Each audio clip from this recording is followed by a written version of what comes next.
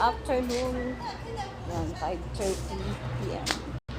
Labas ng kusina, tapos yung dalawa punta ng kusina. Magluluto na naman ng food nila. Kumain na ng kanin. So, ako naman ngayon naglakwat sa dito sa palibot. O diba, tuyot na yung mga, yun yung malunggay oh. Natutuyot na yung malunggay. Sa sobrang init at saka yung mga dahon ng sili. Pero tutubo yan pag nagtaglamig na. Hindi na yan. Pandamatay na yung ibang ano. Bukas para maglilinis ako ng bintana. Maglakad-lakad tayo ngayon dito. Exercise sa palibot. Paikot-ikot. Tarihin na si Ja, MC. Maglakad-lakad daw kami, tapos nandun sila sa kusina. Hindi naman lakad yun eh, nagluluto sila. Ito yung dating apple. Marami ako nakukuha dito ng apple dati. Hindi pa siya namumunga, baka next month siya mamunga. Ayan. Ayan.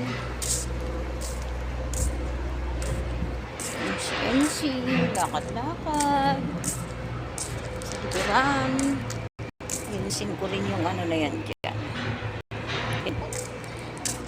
Bukas. Init pa rin ng singaw po ng ano dito. Sobrang init talaga dito sa Middle East. Riyadh, Saudi Arabia.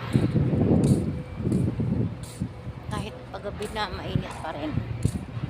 So, ayan, bakit naka-open itong ano dito. Ayan, sa baba yung swimming pool. Ayan, Duwaniya, Kabod. Jogging. And then, ayan. Subay tayo. Tapos tayo ng dates. Ayan o, may ano. Tapos tayo ng dates. Daming nalaglap na ano dito. Ayan, ang dates. Ortamar. Diba?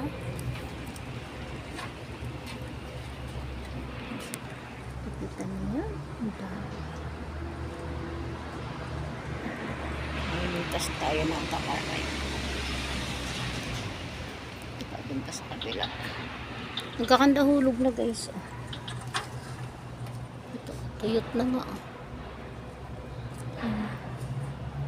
Dahulog na.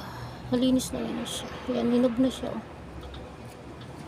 Hindi ko lang siya kakainin yung ano. Balat.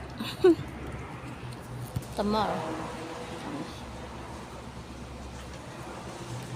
Tamis.